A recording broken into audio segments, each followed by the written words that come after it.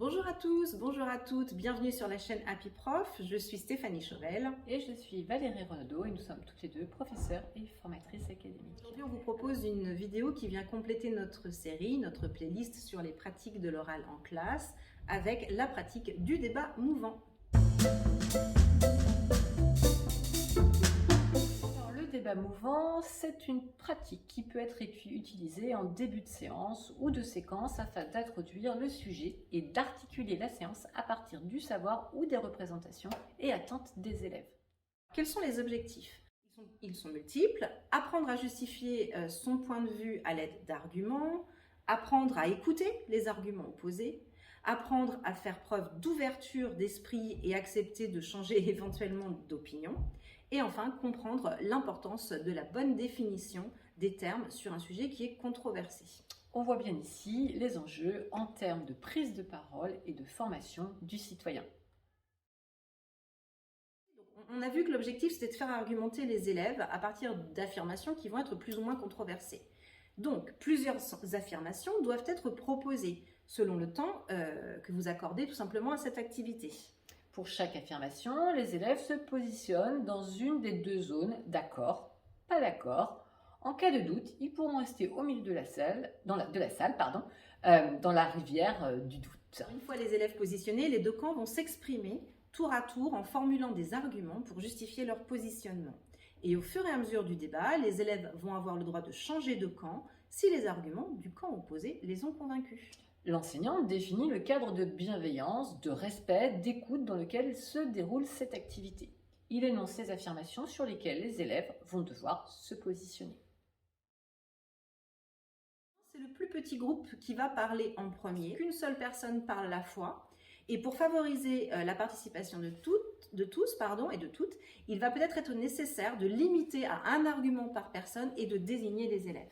Un temps est laissé à chaque groupe pour formuler collectivement des arguments qui sont énoncés par un ou des porte-paroles. Pour les désaccords, ils peuvent être de réels désaccords autour de l'affirmation proposée. L'objectif sera alors de mettre en avant la divergence des avis et de favoriser la prise en compte et l'acceptation de l'ensemble des avis, et on touche bien alors à l'objectif citoyen.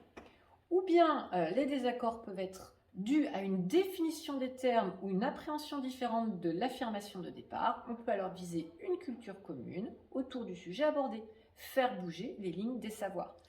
Les élèves qui vont changer de camp peuvent être invités aussi à expliquer la raison de ce changement. Donc une fois que l'affirmation est débattue, tous les élèves se remettent au centre de la salle et attendent l'affirmation suivante pour se positionner de nouveau. Cette activité peut durer entre 20 et 40 minutes. 20 minutes semble être le minimum et 40 minutes pour ne pas non plus tomber dans la lassitude. 5 semble être à peu près le minimum si on veut qu'il y ait un minimum d'échange, et on limitera peut-être à une classe entière si on veut que tout le monde ait le temps de prendre la parole. Vous pouvez très bien utiliser une diapo comme celle que vous avez vue apparaître sur votre écran pour symboliser les deux camps, mais vous pouvez également symboliser à l'aide de fiches A4, tout simplement papier.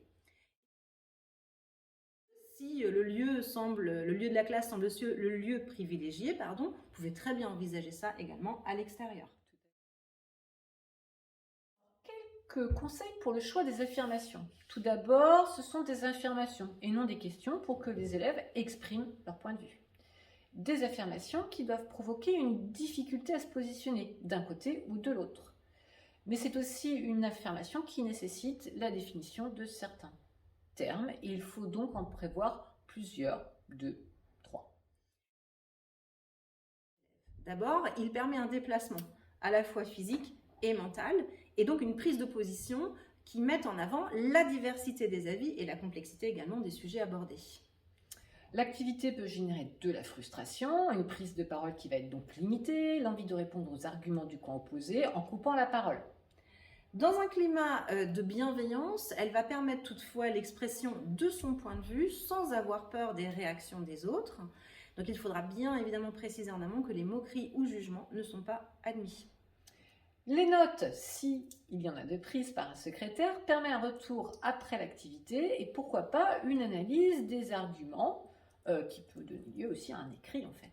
Et ces arguments en effet peuvent aussi déterminer la suite de la séance, voire de la séquence. Et vous ?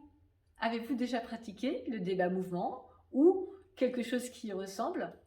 Si c'est le cas, eh bien n'hésitez pas à rejoindre la communauté Happy Prof, à nous contacter et nous vous accompagnerons dans la réalisation d'une petite vidéo sur cette belle thématique. Cette vidéo est maintenant terminée. N'hésitez pas à la liker, nous laisser des commentaires. Merci et à très vite sur Happy Prof.